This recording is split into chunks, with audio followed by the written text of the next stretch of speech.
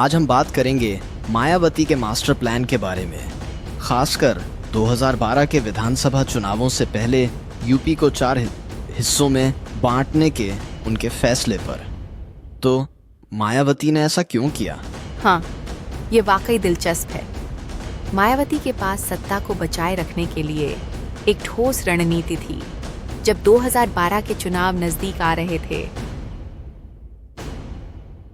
तब उन्हें अपनी स्थिति मजबूत करने के लिए कुछ बड़ा कदम उठाने की जरूरत महसूस हुई। बिल्कुल। सबसे पहले उन्होंने ब्राह्मण अधिकारियों के खिलाफ कदम उठाए। ये अधिकारी बीएसपी से दूर होते जा रहे दलितों से दूर हो गए थे। तब मायावती ने सतीश मिश्रा को पार्टी मामलों से हटा दिया और उन्हें एक प्रतीकात्मक पद पर रख दिया।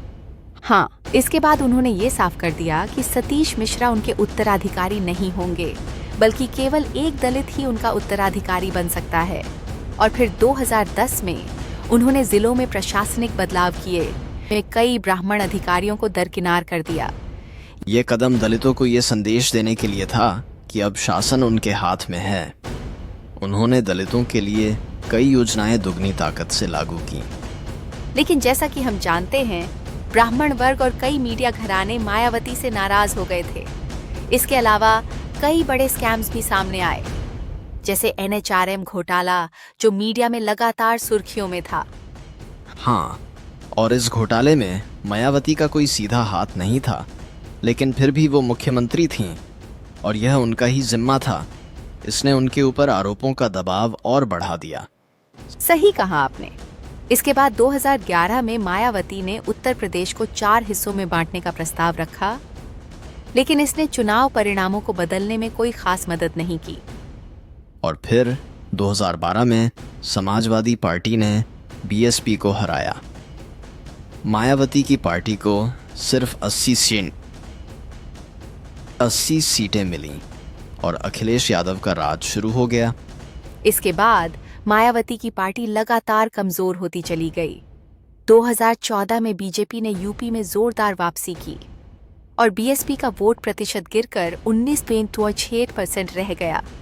फिर भी मायावती ने हार नहीं मानी और 2017 के चुनावों के लिए अपनी पार्टी को फिर से तैयार किया, लेकिन इस बार वह दलितों के अलावा ओबीसी और मुसलमानों को ज्यादा एकजुट नहीं कर पाई। हाँ, यही एक कारण था कि 2017 में बीएसपी सिर्फ 19 सीटें ही जीत सकी। बीजेपी ने 312 सीटों के साथ सत्ता में वापसी की। इसके बाद मायावती ने समाजवादी पार्टी से गठबंधन किया। इसके चुनाव में भी यह गठबंधन सफल नहीं हुआ। और फिर 2022 में बीएसपी का प्रदर्शन और भी खराब हो गया, जिसमें पार्टी सिर्फ एक सीट पर सिमट गई। हाँ, यह मायावती और उनकी पार्टी के लिए एक बड़ा झटका था। सवाल यह उठता है कि आखिर ऐसा क्यों हुआ? एक बड़ी वजह यह है कि मायावती ने ब्राह्मणों और दलितों का गठजोड़ बनाने के लिए अपनी पार्टी की मूल विचारधारा से समझौता किया था, और इसका असर दलितों, खासकर नौजवानों पर पड़ा। और बीजेपी ने अपने कल्याणकारी कार्यक्रमों और योजनाओं के जरिए दलितों को अपनी तरफ आकर्षित किया, जिससे बीएसपी का वोट बैंक बीजेपी के पक्ष में शिफ्ट हो गया। यह सच्चाई है कि बीएसपी की सियासत में जो जादू था वो अब कमजोर पड़ चुका है। मायावती का पार्टी से जुड़ाव कम हो गया है और वो खुद भी चुनावी रण से गायब दिखती हैं। तो इस बदलाव ने मायावती के राजनीतिक करियर को किस तरह प्रभावित किया है? क्या वह वापसी कर पाएंगी? यह सवाल अब सबसे बड़ा है।